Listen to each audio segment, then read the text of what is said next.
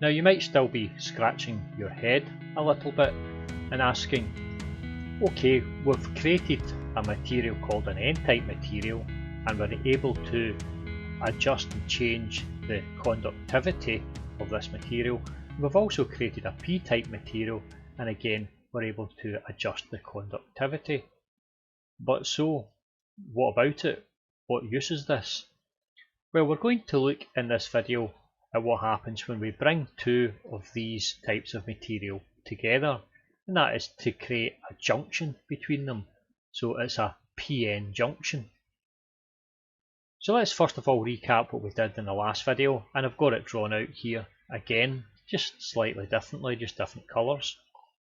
We said we had an N-type material, and we had a base material, our base material is silicon. So the unit for silicon is the SI. So we have a silicon wafer and we've got the silicon atoms drawn here. So we have +4 here and we have our 4 electrons making up this lattice structure. And the exact same happens in the P-type material. We have our fixed silicon atoms, which is our base material, and this is the atoms shown here for the silicon. So it's the same on both sides. Now the only difference with an N-type is that we add in a dopant, and the dopant we've added in this case is phosphorus, and phosphorus has got 5 electrons in the valence band, and that's the 5 there, 1, 2, 3, 4, 5, and it's balanced with the +5 in the nucleus. But we mentioned before that what happens is that this extra electron is free to move. So if we were to move this extra electron, so let's just rub it out, and in fact we'll just copy it. So we could take this extra electron and it could move to some other position. So let's say it moved to a position down here. So it moved to an adjacent atom. Now once it's left its parent atom here, the chances of it drifting through and landing on another phosphorus atom that is with a +5 is pretty small, because the silicon atoms here far outweigh the phosphorus atoms. So there's a vastly more silicon atoms than there is the phosphorus, that's the doping atom. So the chances of this jumping along and landing back here again on a +5 are pretty slim. So it means that what we're going to be left with then is the fixed silicon atom, and now we represent that down below in a little box diagram here. So we're going to be left with 3 things. We'll have our fixed silicon atom, and I've done the fixed silicon atom as just a little yellow dot. So in effect one of these and one of these or one of these are just the little yellow dots that you see below. But it means that if this electron has moved away, we're going to be left with a whole load of these phosphorus atoms, but they'll have lost one of their electrons. So this phosphorus atom is going to have +5 in the nucleus, but it's only going to have 4 in the valence band, so it's only going to have 4 electrons. So we said that in the previous video, an atom that has gained or lost an electron is called an ion. So this is going to leave us with a positive ion, because there's going to be +5 here and there's only going to be +4 here. So we've got an extra plus. So this is going to be a positive ion. So all of these fixed positive ions we represent down below as just a big positive sign. So that's the fixed positive ions. Now we said as well we're going to have these electrons that are free to move, and we've represented the electrons again as just the blue circles. So this is a recap really of what we did in the previous video, but it's important that you understand this. So we have our free electrons that can move about, so these are our mobile electrons. We have our fixed positive ions, and we have our fixed silicon atoms. Okay, so this is fixed and this is fixed, but the electrons is free to move. Now a similar thing happened, as we said, whenever we create the p-type structure. Again, we're going to have our fixed silicon atoms, and we've got the little yellow dots there for the fixed silicon atoms. Now in this instance here, we're going to dope it with a different material, for example boron, and boron's got 3 electrons in the valence band, and it's balanced out with the +3 in the nucleus, so that would be electrically neutral. But within the lattice structure that we represent here, we're going to have 1 missing, so we're not going to have anything to fill that. Now I could just leave that blank, but then of course you wouldn't see it, it would just be black against a black background. So we want to actually represent it as a missing electron. So we'll represent it as a missing electron just as a colour purple. So what could happen is that this electron here, again, this missing electron can actually move, but what's going to happen is we're going to have another electron here that can drop into this position here. So let's say, for example, the neighbouring electron here dropped into this position. So we'll do that just now. We'll copy this one and we'll just paste it over.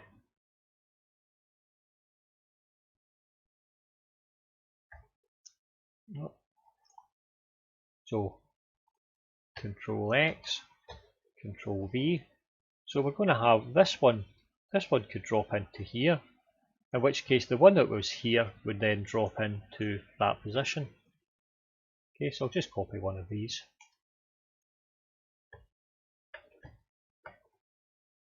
And that could drop in here.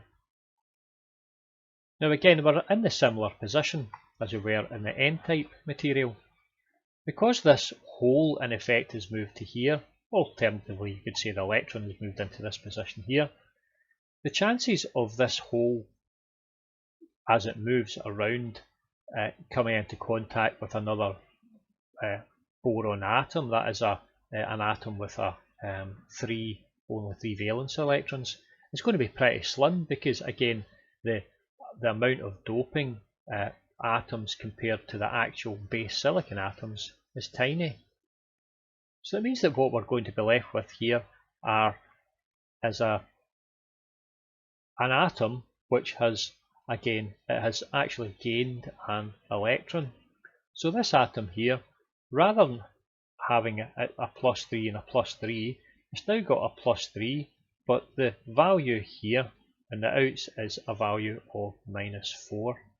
Okay, so we're going to actually have an ion, but it's going to be a negative ion, and we represent the negative ion down below as just a big red negative sign, and that's a big red negative sign. So in effect, this big red negative is a counterpart to this big red positive. They're fixed ions, and this is a fixed negative ion, and that's a fixed positive ion.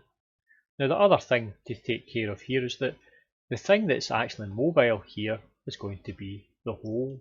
So the big purple dot is the mobile hole.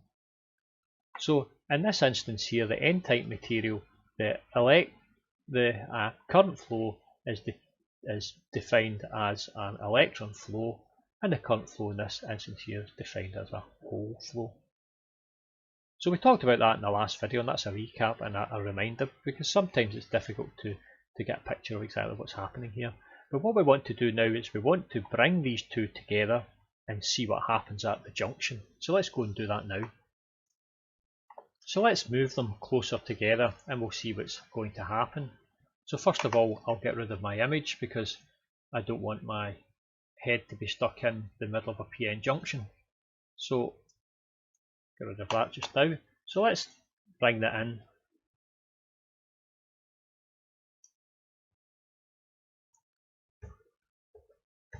Now we'll move that into the centre here, and we'll move the other one in as well.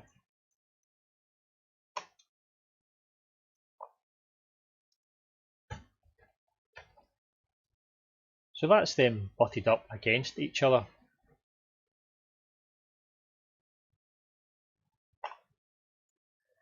So now whenever we bring them together, what's going to happen is that there's going to be an interaction between the atoms at the junction between the two materials. So in this instance here, we could have this free electron, and this free electron, it could move, and it could move into the position here, which is this hole. So in effect, what would be happening is that the electrons and holes in this case would be recombining.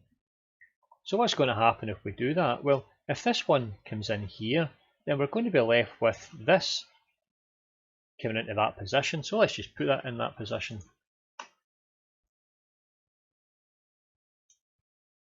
Let's Control X, Control V. So now that's in that position, what we're going to be left with here now is just, in the p-type material, it's just another silicon atom. And in the n-type material, we're just going to be left with another silicon atom. So it means that what's going to happen is that these are just going to recombine, and we're just going to be left with the silicon atoms. So it means that in the region where they actually join together, there aren't going to be any charge carriers. The charge carriers in effect will have annihilated one another. But what we're going to be left with then are the silicon atoms here, but the crucial thing here is we're also going to be left with, in the p-type material, the negative ions, the fixed negative ions, and also in the n-type material, what we're going to be left with are the fixed positive ions. So there's going to be a layer at the junction here which only has the base silicon atoms, and it also has the fixed positive and negative ions. So let's go ahead and we'll just draw that out just now. I'll put this back to where it was previously, and we'll just draw it in the centre here, what we're going to get when we bring these together. So we have the representation here of what happens when we bring our n-type and our p-type materials together. So the blue line here is the junction between the n-type material on the left and the p-type material on the right. Now this area here is exactly the same as the n-type material, so that's exactly the same as here, and this area here is exactly the same as the p-type material which you see here. But at the junction, we've said that the holes and the electrons are going to recombine. So it means that at the junction, we're not going to have any mobile charge carriers. We're not going to have any mobile electrons or mobile holes. So those have disappeared from this little junction area here. So what we're going to be left with at the junction, on the left hand side here, we're going to have the silicon atoms. Now it's understood that the silicon atoms are going to exist throughout the entire structure because it's our base material, so we're still going to have silicon atoms here. But we're not really interested in the fact we've got silicon atoms, because the silicon atoms are electrically neutral. That is, we've got our 4 electrons and we've got our +4 in the centre, so these are electrically neutral, but I've drawn them in anyway, so these little yellow dots here.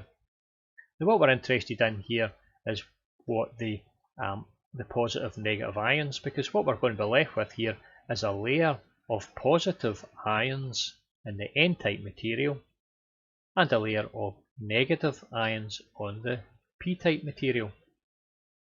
Now it's quite reasonable for you to say, why is it then that this electron here doesn't just combine with this hole over here and this one combine with that, and then we would just be left with purely the silicon base and a whole load of positive ions and a whole load of negative ions on this side. Well, that doesn't occur, and it doesn't occur because we've created in here an electric field. We've got an area of positive charge and we've got an area of negative charge. So we have an electric field here, and once this electric field is built up, that is, it will create an actual voltage across this junction. And this voltage across this junction will impede any more of these electrons recombining with the holes. So there's only a certain amount of electron and hole recombination occurs. and it stops because of the electric field due to the positive and negative ions that are created. So let's get down to the nitty-gritty of why this is useful. If we were to join these two together, we're going to have the positive ions on the N-type region and the negative ions on the P-type region. And we're going to have an electric field generated by this. Or equivalently, we could say we're going to have a voltage across this layer. Now this layer here is actually called the depletion layer. So it means that we're going to have 0 volts at this side of the depletion layer, and in silicon we're going to have a value of 0.7 volts at this side. Now that would be different if we used a different material, for example germanium would give us a value of 0.3 volts. So now if we were to then take this side here, which is the P side, and connect it to a positive supply, and the N side and connect it to a negative supply, then what would happen is that as we increase the voltage on the P side, then the potential barrier here would start to decrease, because the barrier here is from negative to positive, and we're adding an extra value positive at this side. So when we add the positive at this side, in effect we're increasing the height here. So this here is going to go up to a higher position. Okay, so it's going to head up to a position up here somewhere. And we're also going to do the same obviously at the other side here. So that's heading up, and if this is negative, then we're going to bring this down. So if we bring this down, we bring it down to this point here. So instead of having a bias that looks like this here, the bias is going to change and it's going to decrease, and it's going to look something like this here. Okay. So it means that the barrier, the voltage barrier here, that's preventing the flow of current is going to decrease. So this is called forward biasing. Now if I was to increase the voltage at this point here up to 0.7 volts, then this barrier potential that's been created here is going to disappear. And then if we increase the voltage just a little bit more, then the barrier will have disappeared, and because the barrier has disappeared, it will allow the current to flow in the device. But if we were to connect this in a different way, if we were to connect this side here and make this side negative and make this side here positive, then what we would be doing would be increasing the width of this barrier. So instead of the barrier just being this depletion region being this width here, the width of the depletion region is going to increase. It's going to increase because in effect we're at this side here we would be adding lots of electrons in, and at this side here we'll be adding lots of holes in. And if we added lots of electrons in here, the electrons would recombine with the holes in this region, and the holes would recombine with the electrons in this region, and it would mean that the depletion region would just increase because we would have even less mobile carriers. So this increase in that depletion region would prevent any current flowing. So it means that we've got a method here of controlling the flow of current, and the device is called a diode, and this is the diode that we see up here. Now you'll have seen these if you open up your computer or if you have a look in any electronic device, and this here is the schematic for the diode, and we can see here that the anode is the positive side, cathode is the negative side, and the current will flow from anode to cathode in this direction, but the current will not flow in this direction, but it will only flow again in this direction here if we bias it properly. That is, if we put a plus 0.7 or above voltage at this side, then the current will flow in this direction here. So that's one usage of the N and the P type, and the reason why I've gone over this before I even start the transistor is that lots of the terminology that we use here are the same terminology that we use whenever we look at the transistor, and the transistor is going to be nothing other than a couple of these PN junctions. So finally, let's look at the characteristics of this device. If we were to put the voltage along this axis and the current along this axis, then we could see that if we were to forward bias the device, then there would be no current would flow until we hit about 0.7 volts. So in this instance here, we're putting 0.7 volts on the P side, and we would have 0 volts on the N side. So in that case there, we would have no current flowing, but as soon as we get past the 0.7 volts, then this potential barrier will have disappeared, in which case it's just like opening up a dam. All of the current would flow, and we would have this exponential increased current with very little increase in the voltage across the device. Now if we were to go the other way and we were to reverse bias it, that is, we would make the P side negative, then we would have very little current would flow on in the device. There would be some, a leakage current, but very little would flow, until eventually you reverse biased it so much that the device broke down and you would have this avalanche of current. But you wouldn't be using it at this point, so we'd be using this device either just in the reverse bias or in the positive bias. Now that's all there is to the stuff on the PN junction.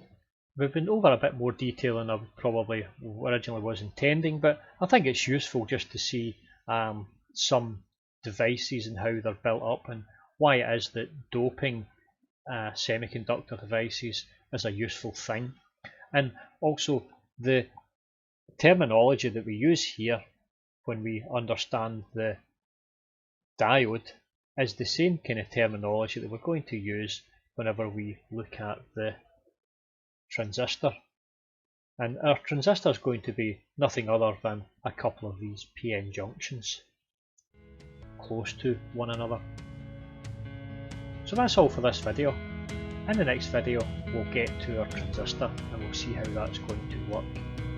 So thank you for listening. I'll get you in the next video. Goodbye.